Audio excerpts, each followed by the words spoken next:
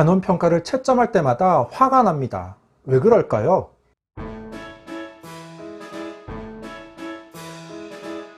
안녕하세요. 반갑습니다. 초등교사 해피 이선생입니다. 오늘은 초등교사가 단원평가 채점할 때마다 화가 나는 이유라는 주제로 이야기해 보려고 합니다. 저는 단원평가를 많이 보는 편입니다. 수학과 사회는 매 단원이 끝나면 평가를 보고 국어는 3개 단원씩 묶어서 평가합니다. 제가 채점 후 아이들에게 돌려주고 틀린 문제를 풀어서 보호자의 사인을 받아 다시 가져오도록 시킵니다. 그런데 채점할 때마다 솔직히 화가 납니다. 제가 화가 많은 사람이라서 그럴까요? 물론 그런 측면도 있겠지만 도대체 왜 화가 나는지 지금부터 자세하게 이야기해 보겠습니다. 출발! 앞서 이야기한 것처럼 저는 학교에서 단원평가를 자주 보는 편입니다. 최근 몇 년간 계속 고학년을 맡은 영향도 있고 아이들의 학업 성취도를 파악하기 위해 어느 정도의 평가는 필요하다고 생각합니다. 물론 단원평가는 담임교사의 재량으로 정답은 없습니다. 보통 단원평가를 본 후 제가 방과 후 채점해서 다음날 나눠줍니다. 그런데 채점을 할 때마다 화가 납니다. 그 이유는 크게 4가지입니다. 첫째, 문제를 꼼꼼하게 읽지 않아서 실수가 많습니다. 아이들의 단원평가 문제는 과목마다 차이는 있지만 대부분 객관식의 일부 주관식 문제입니다. 오지선다형 문제가 많고 주관식 문제는 단답형이나 약간의 서술형입니다. 오지선다형의 경우 문제에서 특별한 언급이 없으면 답을 하나 골라야 합니다. 그게 당연한 거 아닙니까? 그런데 객관식 문제에서 답을 2개 체크하는 아이들이 있습니다. 6학년 사회 1단원 우리나라의 정치 발전에서 실제 제가 봤던 단원평가 문제입니다. 12번 생활 속에서 민주주의를 실천하는 태도와 거리가 먼 것은 어느 것입니까? 라는 문제로 보기 1 양보, 2 관용, 3 무시, 4 비판과 토론, 5 대화와 타협. 정답은 몇 번입니까?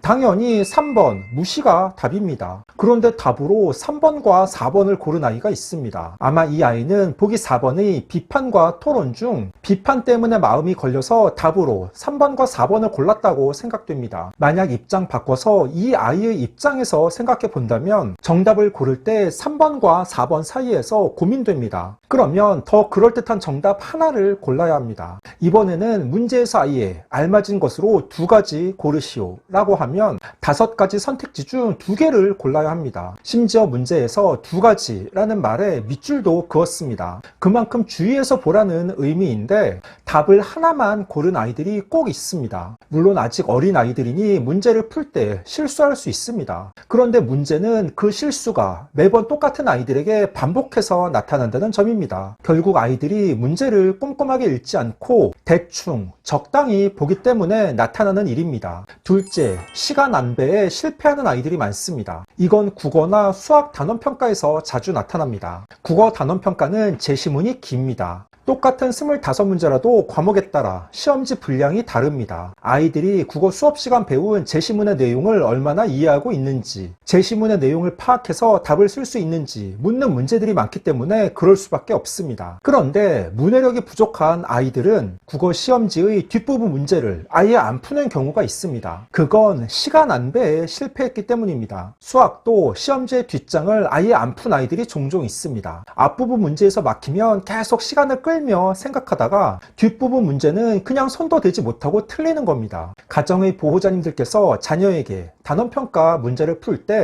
꼭 1번 문제부터 순서대로 풀지 않아도 된다는 점을 알려주셔야 합니다. 그리고 문제를 풀다가 어렵거나 막히는 문제가 생기면 일단 그냥 넘어가고 다른 문제부터 풀어야 합니다. 이렇게 시간을 안배하며 문제를 풀어야 하는데 일부 아이들은 너무 우직하게 1번 문제부터 순서대로 풀다가 막히면 뒷장은 아예 풀지도 못하고 틀리게 됩니다. 아니야. 그건 아니야. 셋째, 시험 문제를 다시 검토하지 않습니다. 저 같은 경우 단원평가는 40분 동안 25문제를 풀도록 출제합니다. 너무 문항수가 많거나 어려우면 아이들이 스트레스를 받을 수 있기 때문에 그 단원에서 배웠던 중요하고 기본적인 내용들을 묻습니다. 수업 시간 집중하고 잘 참여한 아이들은 누구나 좋은 점수를 받을 수 있습니다. 하지만 문제를 풀 때 너무 기초적이고 쉬운 문제인데 꼭 실수하는 아이들이 있습니다. 그 이유를 물어보면 깜빡했어요. 아는 문제인데 답을 잘못 체크했어요.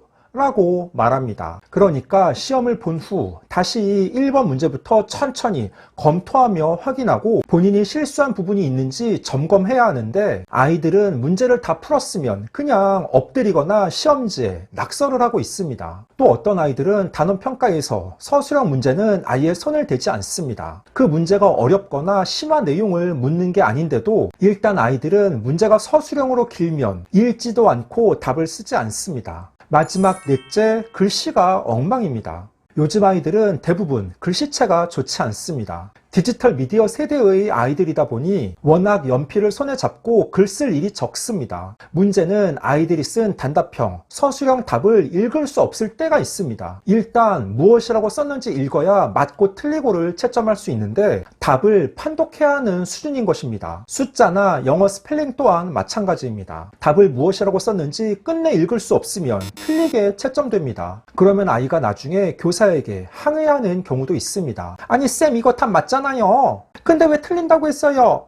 아이는 평소 본인의 익숙한 글씨로 휘갈겨 쓴 것이지만 채점하는 교사 입장에서 판독할 수 없다면 틀리게 채점됩니다. 그래서 저는 단원평가를 볼 때마다 과목에 상관없이 제일 마지막 문제 밑에 스스로 점검하기라는 내용을 넣어 놓습니다. 본인의 이름을 적었는지, 글자를 반듯하게 썼는지, 문제의 검토 횟수, 본인이 생각했을 때 문제의 난이도, 나의 학습 정도, 예상 점수까지 기록하도록 합니다. 이렇게 해도 아이들은 문제를 검토하지 않고 대충 풉니다. 보호자들께서는 자녀가 학교에서 본 단원평가 시험지를 집으로 가져오면 몇 점 맞았는지만 확인하지 마시고 오히려 자녀가 틀린 문제에 주목하셔야 됩니다. 문제를 틀린 이유, 즉 몰라서 틀렸는지, 시간이 부족했는지, 실수로 답을 잘못 체크했는지 등을 자녀와 함께 이야기하며 그 원인을 찾아야 합니다. 초등에서 단원평가를 다 맞고 한두 개 틀리는 자체가 중요하지 않습니다. 실수도 실력이고 실수가 반복되면 습관이 될 수도 있습니다. 굳이 초등에서 오답 노트까지 만들 필요는 없지만 자녀가 실수를 반복하지 않도록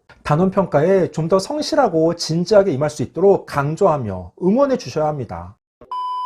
15초 요약.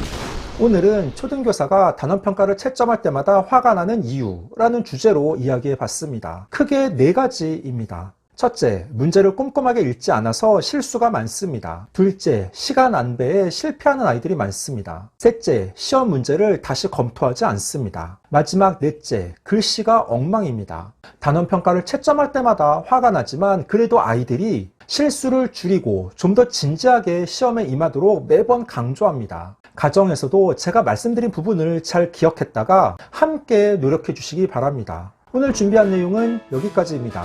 앞으로도 보다 더 유익하고 재미있는 영상을 가지고 꾸준하게 계속 찾아뵙도록 하겠습니다. 이상 초등교사 해피 이선생이었습니다. 안녕.